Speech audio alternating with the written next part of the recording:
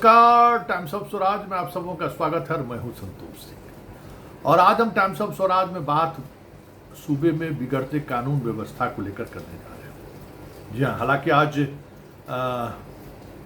कुंदन कृष्णन जी और पंकज दरार जी दोनों आदमी बिहार के कानून व्यवस्था को लेकर जो सवाल खड़े किए जा रहे थे उसको लेकर बड़ी चतुराई से आंकड़ों के सहारे जवाब देने की कोशिश की। उस जवाब के दौरान उन्होंने दो हाथ करने की बात भी कही। बिहारी की क्या मानसिकता है उसको भी उन्होंने परिलक्षित किया और बिहारी ये सुधरने वाले नहीं हैं, ये भी कहीं न कहीं आंकड़ों के सहारे दिखाने की कोशिश कुंदन कृष्णन ने किया। लेकिन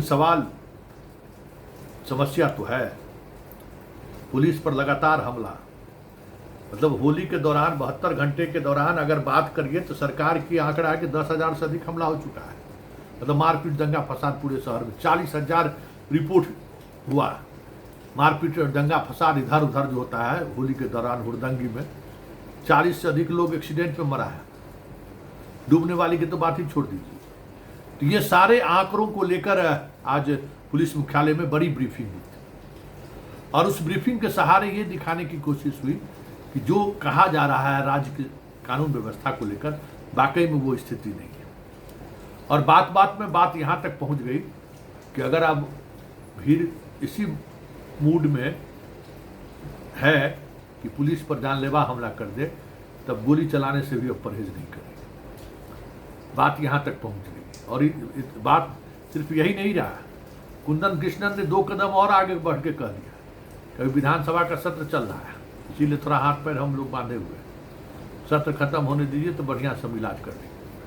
मतलब लगातार हो रही घटनाओं की वजह से पुलिस कितने दबाव में है वो आज दोनों एडीजी लॉ एंड ऑर्डर और एडीजी मुख्यालय के प्रेस ब्रीफिंग से साफ दिखने लगा।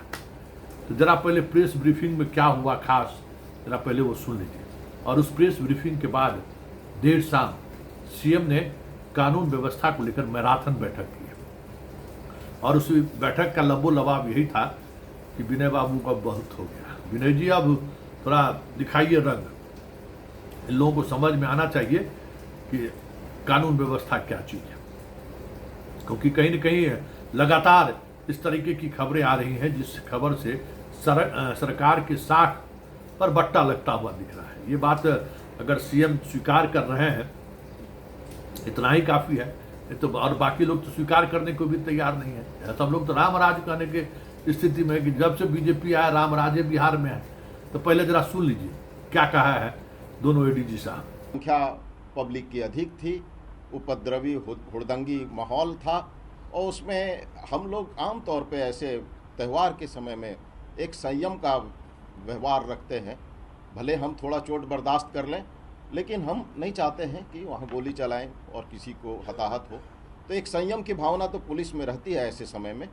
और इसमें 1-2 जगह जो है गंभीर जो बात बताया, बाकी जगह जो इन लोगों ने कोशिश पब्लिक है पीछे से पथराव वगैरह किया जिससे कहीं कहीं कोई चोटिल हुए हैं, हल्के फुल्के ढंग से चोटिल हुए हैं, जो कोई गंभीर नहीं है। मगर कार्रवाइयाँ पूरी हुई हैं सभी जगह और जितने भी हैं अपराधी उनको वीडियो के तौर पे, जहां वीडियो उपलब्ध है वीडियो के तौर पे, या स्टिल फोटोग्राफी जहां उपलब्ध है स्टिल फोटोग्राफी के आधार पर चिन्हित करके सभी जगह 6-6, 8-8 लोगों की गिरफ्तारियां कर दी गई हैं। बाकी लोग भागे फिर रहे हैं और जो इसमें शामिल हैं किसी को छोड़ा नहीं जाएगा। अभी जो हमारी टीम है वो त्यौहार के कारण संयम जरूर बरतता है, लेकिन जो इंस्ट्रक्शंस है वो है कि अगर कोई इन पर हमारे फोर्स पर कोई भी अटैक करते हैं तो हम हवाई फायर करते हैं। अगर हमें उनका अटैक, उन पर हमला जानलेवा लगे तो हम उनके पर गोली भी चला सकते हैं। इसमें कहीं कोई कन्फ्यूजन हमारे किसी भी जवान और अधिकारी को नहीं है। चिन्हित हुए हैं, उनकी गिरफ्तारी हमारी 1 हफ्ता के अंदर प्राथमिकता है। सबको गिरफ्तार किया जाएगा उचित धारा में। यहाँ हम फिर से आपको बताने चाहेंगे कि विधानसभा चल रहा है, रमजान का महीना है, बल प्रयोग में संयम बरतने का आदेश था। नहीं तो जो ERV व्हीकल मुंगेर में गई थी उसमें AK-47 भी था। एक बर्स्ट फायर में कितने लोग हताहत हो सकते थे। संयम बरते वो अपने मूर्छित पदाधिकारी को वापस ले आए, गोली नहीं चलाए। उचित नहीं समझे, इनोसेंट को भी लग सकती है।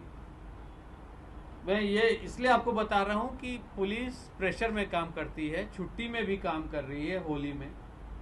अब किस तरह का समाज है आप रूबरू हैं, परंतु हम लोग का प्रयास रहता है कि सब जगह पुलिस गाड़ी पहुंचे और कुछ ज़्यादा बढ़ के नहीं।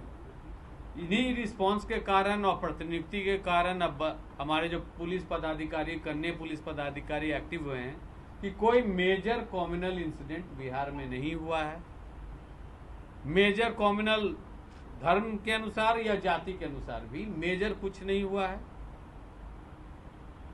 और हुड़दंगई का तो ये है कि 2 दिन में 44-45 आदमी दुर्घटना में मौत हुई। ये भी एक पहलू है कि किस तरह की होली मनाई जा रही है। तो एक सामाजिक परिवेश में क्या हो रहा है, ये सबको सोचने की बात है। रोड एक्सीडेंट कि 2 दिन में रोड एक्सीडेंट, इसमें डूबने वाले लोग का हम नाम नहीं ले रहे हैं, 44+ लोग की मृत्यु हुई है, वो भी हमारे ही जिम्मेवारी है। हम सुन लिए। इस तरीके की प्रेस ब्रीफिंग के बाद भी सीएम ने आज शाम बैठक बुलाई, जिसमें DGP, chief secretary, home secretary, सारे अधिकारी, बड़े अधिकारी उस बैठक में शामिल थे। और इस बैठक में सभी मुद्दों पर चर्चा हुई कि क्यों ये स्थिति बनती जा रही है, क्यों ये स्थिति हुई है, जिस वजह से अपराधियों का मनोबल बढ़ गया है। तमाम पहलुओं पर बातचीत हुई, आंकड़ों पर भी बहस हुई। और बहस होते होते ये भी बात सामने आई कि देखिए, आंकड़ों के सहारे जनता के अंदर जो एक भाव उत्पन्न हो रहा है गवर्नेंस को लेकर, लॉ एंड ऑर्डर को लेकर, उसको दूर नहीं किया जा सकता। ये ठीक है कि आंकड़ों में हम अभी भी अपराध को लेकर बिहार में वो स्थिति नहीं है जो स्थिति 2005 से पहले थी। लेकिन सवाल है कि 2005 से पहले क्या स्थिति थी और आज क्या स्थिति है। उसको उस पर अगर आप जज कीजिएगा तो बहुत सारी चीज़ें बदल गई हैं। अपराध का स्वरूप बदल गया है। आज इकोनॉमिक ऑफेंस का जो स्वरूप है, आज साइबर क्राइम का जो स्वरूप है, सारे अपराध को फेल कर चुका है। आज वही अपराध है, एक एक दिन में करोड़ों रुपये का खेल हो जा रहा है। पहले डकैती होता था, कभी डकैती ऐसा हुआ क्या किसी के अकाउंट से 50 लाख, 30 लाख, 10 लाख, 5 लाख रुपया निकाले? कभी तो ऐसा नहीं हुआ।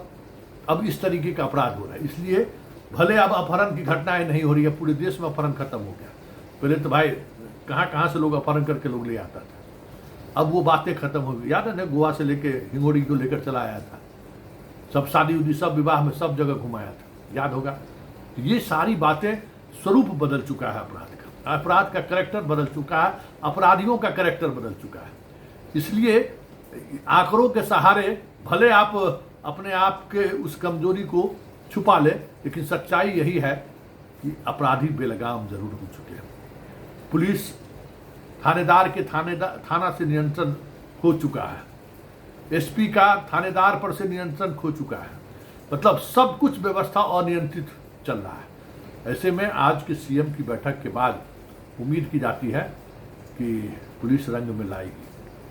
और जिस तरीके से लगातार फेस्टिवल है, रमजान है, रामनवमी है, बड़ी चुनौती है पुलिस के सामने। कॉमनल प्रॉब्लम भी एक बड़ी चुनौती है, क्योंकि सत्ता और सरकार में जो शामिल लोग हैं, वो उनकी जो नैरेटिव है, वो नैरेटिव तो वही तय करता है, उसी के सहारे वो चुनाव जीतते हैं।